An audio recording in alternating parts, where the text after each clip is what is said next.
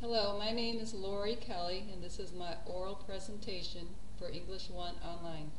My presentation will be about the movie To Kill a Mockingbird. The movie is based on Harper Lee's Pulitzer Prize-winning book of 1960. To Kill a Mockingbird is told through the eyes of a feisty 6-year-old tomboy named Scout. This movie was released on December 25, 1962. Harper Lee was born in Monroeville, Alabama on April 28, 1926. She was the daughter of a lawyer and was educated in the South. She moved to New York in the 1950s, where she wrote To Kill a Mockingbird, which was to be her only novel. Lee has insisted that this novel is fiction and not an autobiography. Gregory Peck won an Oscar for Best Actor for this film. I'm going to show you a few clips from the movie and I go hunting in our spare time. You got a gun of your own? Uh-huh. How long you had a gun? Oh, a year or so. Can I have the syrup, please? Certainly, son. Cal, will you bring in the syrup dish, please? Yes, sir. How old were you when you got your first gun, Atticus? 13 or 14. I remember when my daddy gave me that gun. He told me that I should never point at anything in the house, and that he'd rather I'd shoot at tin cans in the backyard. But he said that sooner or later he supposed the temptation to go after birds would be too much, and that I could shoot all the blue jays I wanted, if I could hit them. But to remember, it was a sin to kill a mockingbird. Why? Well, I reckon because mockingbirds don't do anything but make music for us to enjoy. Don't eat people's gardens. Don't nest in the corn cribs. They don't do one thing but just sing their hearts out for us.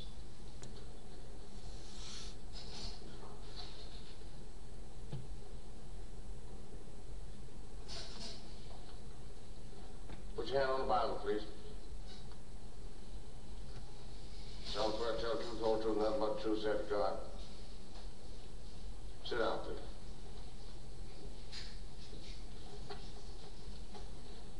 Now, Mel, suppose you tell us just what happened, huh? Well, sir, I was sitting on the porch and he come along. Well, there's this old ship rope in the yard. And I said, you come in here, boy, and bust up the ship rope, and I'll give you a nickel. So he come on in the yard, and I go in the house to get him the nickel. And I turn around, and before I know it, he's on me. And I fought and hollered, but he had me around the neck, and he hit me again and again. And the next thing I knew, Papa was in the room standing over me hollering, who done it? Who done it?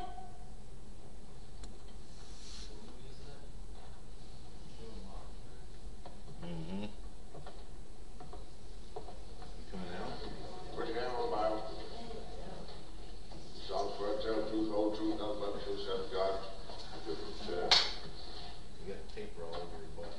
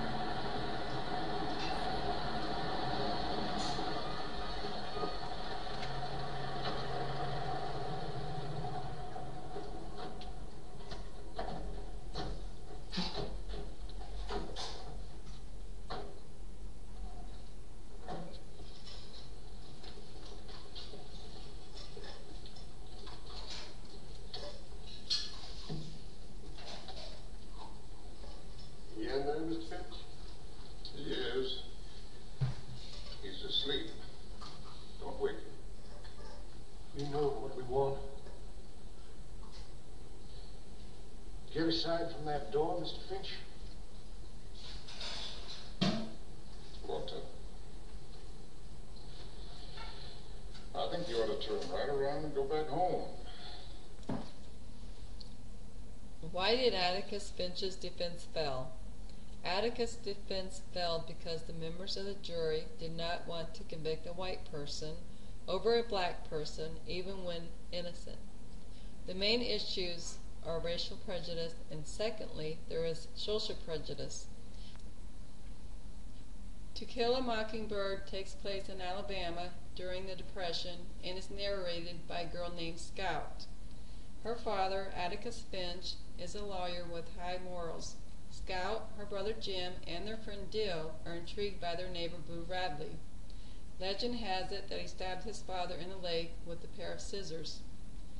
Atticus decides to defend a black man named Tom Robinson, who is accused of raping a white woman named Mayella Ewell.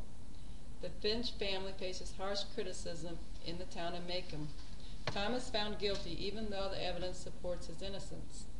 Atticus is hoping for an appeal, but unfortunately, Tom tries to escape from his prison and is shot to death.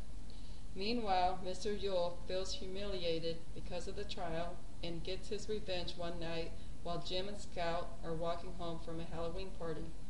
Mr. Ewell tries to kill Jim and Scout with a kitchen knife.